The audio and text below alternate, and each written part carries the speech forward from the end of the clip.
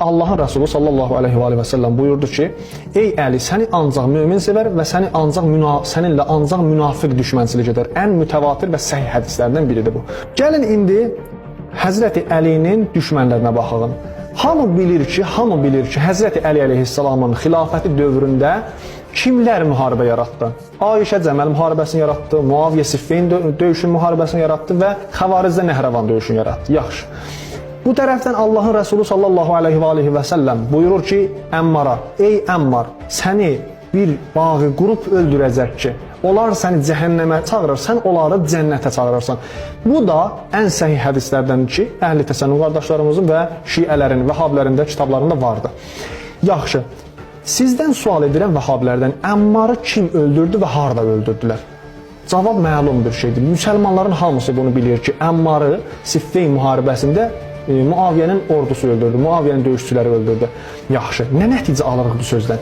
Allahın Rəsulü sallallahu aleyhi və səlləmin buyurduğuna görə Muaviyyə və onun qrupu, onun ordusu, onun döyüşçülərin hamısı cəhənnəm əhlidir, cəhənnəmdədirlər. İndi vəhabilərdən sual soruşuram. Nə üçün Muaviyyəyə Əmirəl-Möminin deyirsiniz? Müsəlmanın xəlifəsi deyirsiniz, imam deyirsiniz, nə üçün, hansı dəlilə? Bu dəlillər ki, neçə illər Həzrəti Əli əleyhissalamı mənbərlər üstə lə'n etdirdi, ona görə tarixdə hətta yazır ki, hər Muaviyyə qanun keçmişdi, rəsmi olmuşdu ki, hər kəs mənbər üstə Həzrəti Əlini söyməsə 400 şallağa məhkum olacaq. 400 şallağa məhkum olacaq. Tarix deyə bunun tarixi sən o yana bir yana eləyə bilməzsən, bu tarixdir. Yazılıb tarixdə, qutarıb.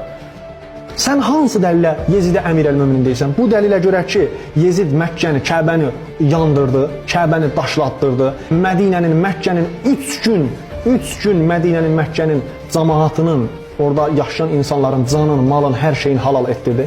3 gün qadınlarına, Məkkənin də, Mədinənin də 3 gün qadınlarına həm təcavüz etdi, həm təcavüz etdirdi ordusuna. Buna vəhşiçilik deyərlər.